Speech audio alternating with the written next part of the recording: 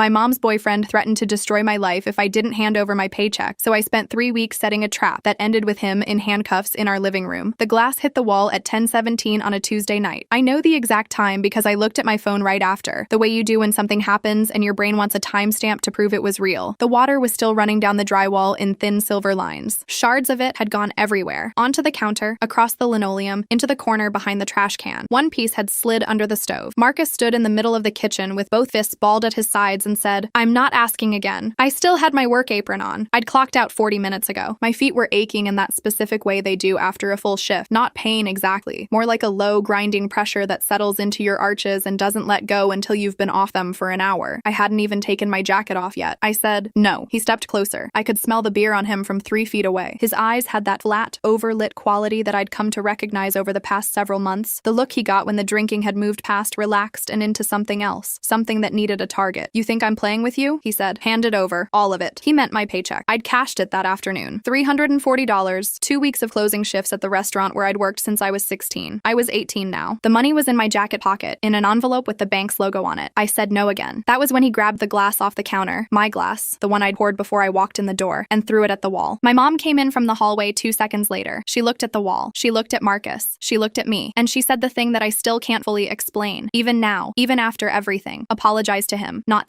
for throwing it. Not what happened, what did you do? She said, apologize to him, like I was the one who'd shattered something. Marcus stood there with his arms crossed, smirking. He smirked the whole time I said sorry. That was the night I stopped being passive. That was the night I started paying attention. I need to explain what our house was like before Marcus arrived, because the contrast matters. My name is Jade. I was 18 at the time this happened. I had a younger brother named Danny, who was 12. Our mom, her name is Renee, had been raising us alone for about 7 years, since our dad left when I was 11. The leaving wasn't dramatic. No fight, no blow up. He just got quieter and quieter until one day he wasn't there. He moved to Riverside, got an apartment, remarried. We saw him on holidays. It wasn't hostile, it was just absence. Mom worked as a dental office manager in Glendale. She made decent money. Not comfortable money, but stable. She owned the house, a 3-bedroom in a neighborhood that had gotten nicer since she bought it. She'd done that herself. The mortgage, the repairs, the years of property tax. She was competent and steady in 100 practical ways. What she wasn't was emotionally guarded. That was always her vulnerability. She wanted someone. Not desperately, not visibly. She wasn't the kind of woman who talked about it, but she lit up differently when there was a man in her life. Her whole rhythm changed. She cooked more. She laughed differently. She got softer in a way that, as a kid, I'd found comforting, but that I'd come to understand as a kind of opening in her armor. Marcus came through that opening. She met him at a church fundraiser in October, 2 years before all of this. He was charming in the way that men who've had practice are charming. Easy with compliments, good at listening, the kind of attentive that women who haven't been listened to in a long time read as genuine. He was 44. She was 41. He told her he was in commercial real estate, that his money was tied up in a few long-term investments, that he was between projects. She didn't push. He moved in after 6 months. At first, I thought he was just boring. He watched a lot of television. He had opinions about things he didn't know much about. He took up space in a particular way. His jacket always on the back of the kitchen chair, his shoes always in front of the door, his coffee cup always on the counter right next to the sink but never in it. Small impositions, not worth mentioning. The first time he said something to Danny that bothered me was about 8 months in. We were eating dinner, a Sunday I remember because Mom had made her pot roast, and Danny was telling us about a project he'd done at school, a diorama of a biome. He was proud of it, you could hear it, the way 12-year-olds get proud when they've actually worked hard at something, and it paid off. He was in the middle of explaining the plants he'd chosen, and Marcus put his fork down and said, "Is this going somewhere?" Danny stopped. His face went very still. Mom laughed like it was a joke. She said, "He's just teasing," and handed Marcus the breadbasket. I looked at Danny. He didn't finish his story. He ate the rest of dinner looking at his plate. That was the first one. There were others after that. By the time of the glass incident, Marcus had been living with us for 14 months. In that time, he had told Danny he was stupid 3 separate times that I personally witnessed. He had told him that nobody cared what he thought. He had grabbed his shoulder at the dinner table and told him to be quiet. He had criticized his handwriting, his laugh, the way he chewed, the questions he asked, and every single time, if Mom was in the room, she found a way to explain it away. He's tired. He's stressed. You know how he is. Danny, stop being so sensitive. Danny had started going quiet at home the way I'd gone quiet at 11 when our dad disappeared. I recognized it. The careful stillness. The way he'd read the room before he spoke now, checking for permission. He was 12 years old, and he'd already learned to take up less space. That mattered more to me than anything else. That was why I didn't pack a bag and leave. After the glass night, I called my dad. It was past 11, and he picked up on the second ring, which meant he'd been awake, which meant he'd been waiting. I told him what happened. I didn't cry right away. I made it through most of the telling before my voice broke. He said, "Jade, come stay with me. Come tomorrow." I said I couldn't leave Danny. He was quiet for a moment. Then he said, "Okay, what do you need?" I said I needed 3 weeks. He said, "I'll be here." The next next morning, I started watching Marcus the way you watch something you're trying to understand. Not the surface, the underneath. He drove a Ram 1500 that was 2 years old. He wore Carhartt jackets and New Balance sneakers, and a watch that I later learned was a Seiko Prospex, around $300 new. He had nice things, not flashy, but consistent. The kind of spending that assumed money was available, but he never left for work, not once. In 14 months, I had never seen Marcus leave the house before 10 in the morning, never seen him come home tired, never heard him on the phone about anything that sounded like business. He'd mentioned the real estate investments to me twice, vaguely, in the way people mention things they don't want you to ask follow-up questions about. I started paying attention to the mail. Most of it was mom's, bills, catalogs, a dental journal she subscribed to, but Marcus got letters sometimes, from addresses in Orange County, in Sacramento, in Phoenix. He always collected them before mom could see them, which I only noticed because I started watching for it. I found him on Facebook. His profile was mostly private, but his friend list wasn't. I scrolled through it for about 40 minutes before I found her, a woman named Brianna Coles, whose profile picture was her and 2 little girls at what looked like a birthday party. One girl maybe 4, the other maybe 6. Brianna's page was public. Most of it was about her kids, but there were posts going back a couple years that referenced someone, no name, just he or him, in language that I recognized. Posts about being lied to, posts about courts and hearings, posts about waiting for money that never came. I sent her a message. She replied in 20 minutes. We talked for 2 hours. Marcus had done this 4 times. That was the number Brianna gave me, though she said she thought there might be others she didn't know about. He'd done it the same way each time. Charity events, churches, community spaces where single mothers gathered. He'd identify a woman with her own home, her own income, a stability she'd built herself. He'd be attentive and warm, and he'd talk about his investments the way you talk about something boring but real, the way you'd talk about your retirement account. Then he'd move in, stop contributing financially within a few months, begin isolating the woman from people who might notice, and start finding ways to access her assets. With Brianna, it had been a joint account. He'd drained it in 2 transactions, each just under the amount that would trigger an automatic fraud alert. Then he disappeared. Their daughters were 4 and 6 at the time. They were now 7 and 9. He owed Brianna $12,000 in unpaid child support. He'd been hiding from her and from the court for 8 months. She had a private attorney and 2 outstanding enforcement orders and no idea where he was until I messaged her. She asked me if I was sure. If it was him, I described him, gave her the truck's plates, told her what he'd said to me about his name going on the house deed. On that last part, she made a sound that was half laugh, half something else entirely. She said that was word for word what he'd said to her, and that she'd actually started the paperwork before she found out the account was empty. I gave her our address. I told her to give me 3 weeks. She said she could wait. There were things I needed to do first. I needed Marcus comfortable. I needed him careless. And more importantly, I needed my mom in the room when it happened. She had to see it herself. I'd learned enough in 18 years to know that if I just told her what I'd found, she'd find a reason not to believe me. Not because she was stupid, she wasn't, but because some truths are too costly to accept without being cornered by them. I also needed to know what his plan was exactly. The house deed comment had been offhand, drunk. I needed him to say it's sober, or close enough to sober to be damning. So I did the thing that felt the most unnatural thing I've ever done. I made peace with him. The week after the glass, I started being cooperative, not groveling. That would have read as suspicious. Just cooperative. I said good morning. I asked about his day. I watched his football games with him for 20 minutes twice that week and made interested noises about the teams. I told mom I thought I'd been too rigid about things. She was so relieved she almost cried. She said she knew I'd come around. Marcus noticed. He got looser around me, more expansive. He started saying things that revealed his thinking about the house, about mom, about their relationship's trajectory. He referred to our finances once, which was a phrase he had no business using. He mentioned, while mom was in the other room, that he had a buddy who'd made things work out right in a divorce situation, which I understood to mean he'd found a way to claim property he hadn't earned. The Thursday of the second week, he told me in the kitchen, while he was opening a beer at 4 in the afternoon, that he thought my mom was a good woman who just needed someone to handle things for her. He said it with complete sincerity, like it was a compliment. I said, "She's lucky to have you." He pointed at me with the beer bottle. "See, that's the right attitude. That's what I'm talking about." By the Friday of the 3rd week, I called Brianna. I said, "Tomorrow night." I told her to bring everything, the court orders, the documentation, whatever she had in paper form. I told her to call Officer Tucker Bentley. She told me she already had a contact at the sheriff's department in Los Angeles County who'd been assigned to her case. She said she'd been waiting for a confirmed address for months, and she'd have her attorney make the call that night. Then I called mom and told her I wanted to cook dinner. Something nice. Make it a real family night. She asked what the occasion was. I said I just wanted things to be better. She said, "Honey, that means everything to me." Friday night, I made Marcus's favorite. I'd learned it by listening. He'd mentioned it twice to mom. Beef stew, the kind with thick gravy, and the potatoes cut into big chunks. I made it from scratch. 4 hours. I kept his beer full all night. I laughed at things that weren't funny. I told him over dinner that I thought he'd been a good influence on our family, and he sat up a little straighter and glanced at my mom with an expression that made my stomach turn. Danny ate quietly. He kept looking at me sideways, like he knew something was different but couldn't place it. After dinner, I sent Danny to his room. I told him I had a movie I wanted to show him later. He didn't question it. He just went. By 9 o'clock, Marcus was drunk and talking. He said he'd been patient. Said he'd waited long enough to see how things were going to go with the deed. He said he'd talked to someone, he didn't say who, about the fastest way to get his name added to a property when you were in a long-term partnership. Said it was cleaner if it happened before any legal complications. Mom frowned. She asked what he meant by legal complications. He waved a hand. Said she was thinking too small. Said once the deed thing was sorted, they'd have real security, real options. She asked again what he meant. He looked at her with an expression I can only describe as fond contempt, the face of someone who has decided the person they're looking at is a useful object. And he said, "Renee, you are so desperate to be loved that you would hand a man anything. That is genuinely adorable. Do you know how easy this has been?" The room went very still. Mom said, "What did you just say?" He laughed. He actually laughed. He said dating lonely single mothers was the easiest thing he'd ever done. Said they were so grateful for the attention that they didn't ask real questions. Said by the time they realized what was happening, it was too late because they'd already made him comfortable. The doorbell rang. I walked to the front door. I opened it, and Brianna was standing on our porch in a gray coat with a manila folder pressed flat against her chest. She had dark hair and tired eyes, and the specific posture of someone who has been fighting a bureaucratic war for years and hasn't allowed themselves to stop. Standing next to her was a man in a sheriff's department uniform, badge reading Tucker Bentley in raised letters, hand on his belt. Not aggressive, just present. She looked past me into the living room. Her whole body went rigid. She pointed at Marcus and said, "That's him." I stepped aside. Marcus stood up from the couch, or tried to. His legs buckled. He grabbed the couch arm and got himself upright and stood there looking at the door with the expression of a man who has always, in his deepest understanding of himself, known this moment was coming. Officer Bentley stepped inside and identified himself. Outstanding warrants in Los Angeles County and Sacramento County. $12,400 in unpaid child support. He recited it the way you read a grocery list, methodically, without drama, each item distinct. Marcus said, "There's been a mistake." Nobody responded to that. Brianna walked to the center of our living room. She opened the folder. She took out an 8x10 photograph. Two little girls in Easter dresses, one with her father's eyes, the other with his jawline, and held it up and said, "These are his daughters. The older one is 9. She asked me last month if her dad was dead, because that was the only reason she could think of that he wouldn't come back." Mom was still on the couch. She'd been sitting there since his speech about lonely single mothers. She had one hand flat on her knee, and she was looking at the photo with an expression I didn't have a name for then, and still don't quite now. She asked Marcus, "Do you have children you never told me about?" He looked at the floor. One small nod. Mom made a sound I'd never heard before from her. It came from somewhere deep, not crying exactly, more like something collapsing. She said how. She said it over and over. "How could you lie about that? Not to me. How could you lie about 2 children who needed you?" Danny had come out of his room. He was standing in the hallway in his pajamas, half in shadow, watching. He was shaking, the fine, contained trembling of someone who has been afraid for a long time and is watching the thing they were afraid of finally be named. Officer Bentley asked Marcus to put his hands behind his back. The cuffs clicked. They walked him through our living room and out the front door. He kept turning back to look at Mom. He said he loved her, said it twice, almost plaintively. The way you say something when you know it won't work, but you're out of other options. Then they put him in the car, and the door closed, and the sound cut off, and our house was quiet in a way it hadn't been in 14 months. Brianna stood in our living room with her folder. She looked at my mom for a long moment. Then she said quietly, "I'm sorry this happened to you too." She left her card on the coffee table and she walked out. I sat down on the couch next to Mom. We didn't say anything for a while. I thought the hard part was over. I want to be honest about that. I genuinely believed, sitting there in the quiet house with the living room finally feeling like ours again, that the worst of it was behind us. I was wrong. I was wrong in a way that cost us. The first thing was that Marcus made bail. Not immediately. He sat in county for 72 hours, which felt like justice until it didn't. On the 3rd day, Mom's phone rang. The bank. Calling to confirm a withdrawal. She answered it standing in the kitchen. I heard her voice go flat and strange. That tone people get when information is arriving that they aren't ready for. She hung up. She wouldn't look at me. I asked her how much. She said $8,000. She'd wired it that morning while I was at work. He'd called her from county and she'd picked up, and somewhere in that phone call, which she couldn't fully explain to me afterward, could only describe in fragments. His voice, what he said, I don't know why. She'd authorized a wire transfer to cover bail. I sat at the kitchen table for a long time after she told me. I wasn't angry at her. That's the honest truth, and I want to say it clearly. I wasn't angry. I was heartbroken. Because I understood it. Not the logic of it. There was no logic, but the place it came from. The 14 months of being chosen and seen and valued, even if the person doing the choosing had been running a long calculation the whole time. When that's what you have, when that's the thing you've organized your emotional life around, the mind does extraordinary things to protect it, even when it's gone, even when the evidence is standing in your living room in a sheriff's uniform. That $8,000 was the last move Marcus made on her. He made bail and he skipped, left the jurisdiction before his first court date. His attorney withdrew. The warrants compounded. He became someone the courts were looking for instead of someone who showed up. Brianna's attorney filed new enforcement actions. She told me later that the additional charges stemming from the Los Angeles County warrants had made him harder to hide, that there were now multiple jurisdictions with skin in finding him. She didn't know if it would translate to her daughter's support money. She was trying not to hope too hard. The family reaction was slower and uglier. Mom had a sister, my Aunt Patrice, who'd never liked Marcus but had kept her mouth mostly shut out of respect for Mom's choices. When the story came out, Patrice was at our house within 2 days. She was kind about it, genuinely. She brought food and sat with my mom and didn't say anything like I told you. But some of the other family members, people Mom saw at church, people she'd been friends with for years, handled it the way people sometimes handle someone else's humiliation, by creating a small, careful distance. Not abandonment, just the particular loneliness of being the person that something bad happened to. Mom took 2 weeks off work. She slept late. She ate very little. She watched TV in the evenings with the sound low. She and I had conversations that were real in a way we hadn't had in a year. Conversations where she said things she'd been holding, about the loneliness, about what it felt like to be 41 and raising kids alone and wanting someone to share it with, not defending Marcus, just explaining herself to me. I listened to all of it. Danny changed the most. It was gradual, but it was visible, like watching a houseplant after you move it toward a window. He started talking at dinner again, not cautiously, not with that careful checking the room quality. He just talked. He told us about school. He had opinions about things. He was loud sometimes in the way 12-year-olds are supposed to be loud. Mom started listening to him differently, with her whole attention without deflecting. I watched them together, and I felt something unknot in my chest that I hadn't realized was tight. 3 weeks after the arrest, I moved to my dad's in Riverside. Not because things were bad at home, they were better, genuinely, but because I was 18 and I needed to start. I deferred my community college enrollment for a semester. I undeferred it. I had $340 in an envelope, the paycheck Marcus had tried to take, and my dad had a spare room, and that felt like enough. The night before I left, Danny came and sat on the edge of my bed while I was packing. He didn't say anything for a few minutes. Then he said, "You knew what you were doing the whole time, didn't you?" I said, "Most of it." He said, "How?" I thought about it. I said I'd been paying attention. He nodded at that like it was a more complete answer than it probably was. I've thought a lot about what I could have done differently. Whether I should have told my mom sooner, whether showing her Brianna's messages, giving her the information, and letting her make a choice would have been better than engineering the confrontation I set up. The honest answer is, I don't know. What I know is that I'd tried telling her things before, smaller things, earlier things, and she'd found reasons to dismiss them. I needed the truth to be undeniable. I needed it to walk through our front door in person. Whether that was right or just effective is a question I'll probably carry for a long time. What I know for certain is what Marcus was. He wasn't a man in a desperate situation who made bad choices. He wasn't someone who loved imperfectly. He had refined a system over years, across at least 4 households, with at least 4 children now living with the consequences of his absences. He found women who had built stability through their own work and patience, and he presented himself as the thing they'd been missing. He was deliberate about it. He was skilled at it. And the cruelty toward Danny, the grabbing, the silencing, the daily erosions, wasn't incidental to that system. It was part of it. A 12-year-old who's been told often enough that nobody cares what he thinks stops asking questions, stops noticing things. Marcus needed the people in that house to be manageable. He didn't count on me. I think about the water glass sometimes, the way it exploded, the way my mom walked in and told me to apologize. I was 18 years old, still in my work apron, feet aching, $340 in my pocket. I said sorry to a man who had just thrown my glass at a wall, because that was the path of least resistance, and I needed another few weeks in that house. But I wasn't sorry. I was paying attention. The thing I'd tell anyone in a version of that situation is the same thing Danny said back to me, like it explained everything. Pay attention, not to the surface of things, the charm, the explanations, the apologies that never quite land, to the underneath, to who defers to whom, to who goes quiet and why, to what happens when you say no. I live in Riverside now. I'm in my second year of community college studying accounting. I like the precision of it, the way the numbers either reconcile or they don't. I see my dad most weekends. I see Mom and Danny about once a month, and Danny calls me more than that. He's 13 now, nearly 14, and he's loud and opinionated, and he has a lot of feelings about his school's lunch policy and his friend group's internal politics, and I love it. I love every word of it. Mom is doing okay. That's the truest way I know to say it. She's not back to who she was before Marcus, but I'm not sure that version of her is coming back exactly, and maybe that's not the right goal anyway. She's more careful now, more inward. She dates, a little. She mentioned someone from her office a few months ago, someone she's taking slowly. I hope it's good for her. I hope she lets herself have something real. What I lost, underneath all the winning, was the version of my mother I'd had before, the one who was just mom, before she needed to defend him, before she learned to explain away the things he did to her son, before the $8,000. That woman is still there. I can see her. But she's layered over now like something has been written on top of her. Maybe that fades. Maybe it doesn't. I said sorry to Marcus in our kitchen and I meant none of it. But there is one real apology I've carried since then. It's for Danny. For every month before the glass night when I saw what was happening to him and I managed around it instead of ending it. For every dinner I sat through and said nothing. He was 12. He was my little brother. He deserved better than my patience. He's told me he doesn't blame me. I believe him, but I still carry it. The glass is long gone. The wall was repainted. The house doesn't have the silence in it anymore. The particular held breath quiet of a home organized around someone's moods. Danny talks through dinner now. That's the whole story, in a way. That's what I was protecting. I had $340 and 3 weeks and a woman in Orange County who'd been waiting 8 months for an address. That was enough.